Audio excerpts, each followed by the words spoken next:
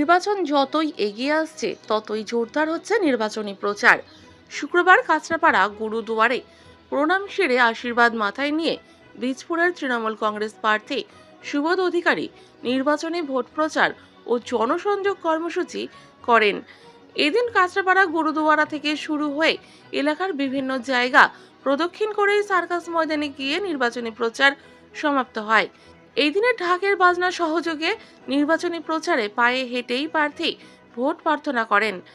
কাঁচরাপাড়া 17 নম্বর ওয়ার্ডের পৌরমাতা শ্রাবন্তী সামন্তর নেতৃত্বে এই দিনের জনপ্রচারে পায়ে পা মেলায় একাধিক নারী পুরুষ সহ তৃণমূলের বহু কর্মী সমর্থক ও বিশিষ্ট নেতৃত্ববৃন্দ। এই দিন উপস্থিত ছিলেন মিন্টু সামন্ত, অভিজিৎ সাউ সহ একাধিক পৌর প্রতিনিধিগণ।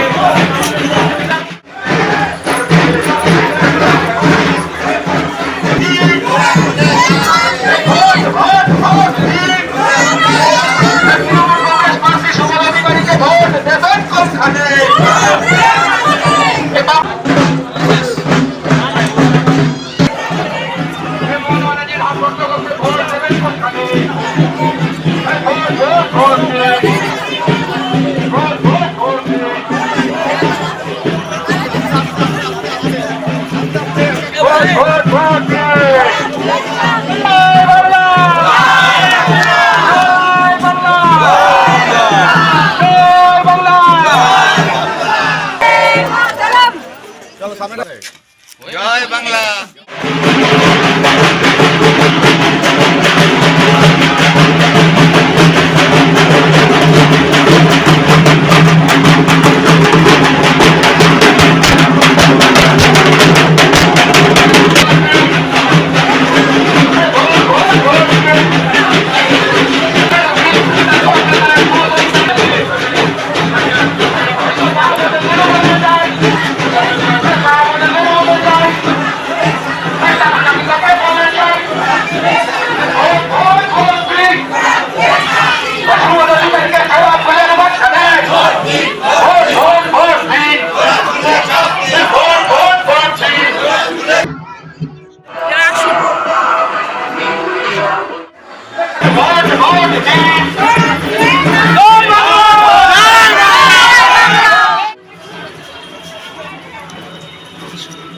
ভারতবর্ষের মধ্যে একমাত্র পশ্চিমবাংলা সব ধর্মের মানুষ তার উৎসব পালন করতে পারে। ধর্ম যার যার উৎসব সবার মাননীয় মুখ্যমন্ত্রী মমতা বন্দ্যোপাধ্যায় সে কাজটা করেন, কিন্তু ডবল ইঞ্জিনের সরকার যেখানে যেখানে রয়েছে সেখানে মানুষের মধ্যে ভেদাভেদ, মানুষের মধ্যে হানাহানি, প্রথমে হিন্দু মুসলিম, তারপরে উঁচু জাত নিচু জাত এই চলছে। আর সকলেই জানেন এই সারা রাষ্ট্রের প্রধান যে আমাদের এক রাষ্ট্রপতি, তাকে যখন উদ্বোধন হয়েছিল তাকে ইনভাইট করা হয়নি। সংসদ ভবন উদ্বোধন হলো সেখানেও নিমন্ত্রণ করা হয়নি, কেন ওখানে মহাযজ্ঞ মহাপুজো হচ্ছিল। তিনি আদিবাসী সম্প্রদায়ের মানুষ বলে তাকে ইচ্ছে করে তাকে ইনভাইট করেননি। এইভাবে জাতি ভেদাভেদ চলছে। আর আগামী দিন দেখবেন এই বাংলা থেকে বদ্দায় এই আওয়াজ বাংলা থেকে উঠবে, আর সারা ভারতবর্ষে 29-এ গিয়ে দেখবেন অশুভ শক্তি বিদায় নেবে। 2014 থেকে ইশতেহার ওরা করেছে। প্রথমে বলেছে 2 কোটি বেকার যুবক যুবতীদের চাকরি হবে। আজকে প্রায় 12 বছর হয়ে গেছে, 24 কোটি হওয়ার কথা, সেটা হয়নি।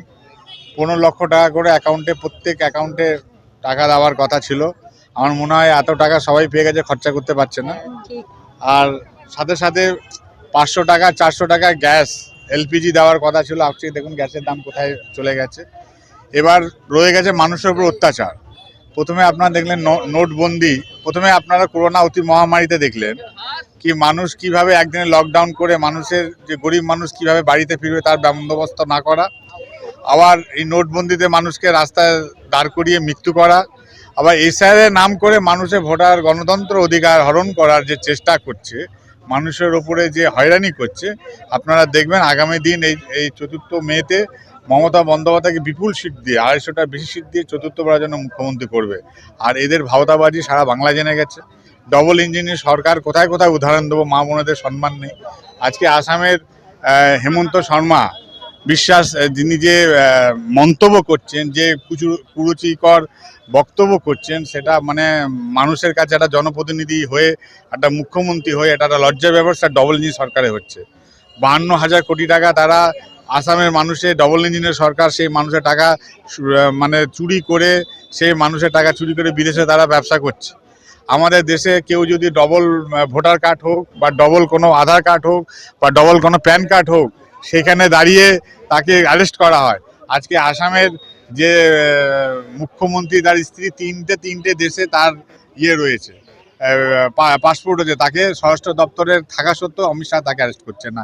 এই দ্বিচারিতা বাংলার মানুষ বুঝিয়ে। মানুষের যথেষ্ট সাড়া মিলেছে, মানুষ স্বতঃস্ফূর্তভাবে বেরিয়ে এসেছে, প্রার্থীকে আশীর্বাদ করেছে। আজকে আমার এলাকার গুরুদ্বারা থেকে শুরু করে কবিগুরু রবীন্দ্র পথ হয়ে, কুঞ্জ বসু রোড হয়ে, রজনীবাবু রোড হয়ে, আবার কুঞ্জ বসু রোড হয়ে, সার্কাস সতীশচন্দ্রী রোড, সতীশচন্দ্রী বাইলেন সব হয়ে সার্কাস ময়দানে গিয়ে আজকে শেষ হয়েছে।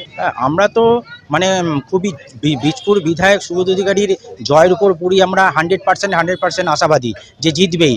আর মানে 30,000 কভার করে 35,000 কাছাকাছি ভোটে আমরা জানি বীজপুরের বিধায়ক সুবোধ অধিকারী জিতবে। আজকে আমাদের 17 নম্বর ওয়ার্ডে প্রচারটা হলো, খুব ভালোভাবে 17 নম্বরের যত মানুষ আছে তারা খুব মানে হাসি মুখে তাকে আশীর্বাদ করেছে সুবোধ অধিকারীকে, যে মানে খুব জয়ের মানে খুব বেশি ব্যবধানে জিতিয়েছে। হ্যাঁ, আমাদের তো দিদি এবারও মুখ্যমন্ত্রী হচ্ছে মমতা ব্যানার্জি, এটা কোনো চোখ বন্ধ করে কোনো আশাবাদ, খুব ভালোভাবে সিটে আমরা জিতবো।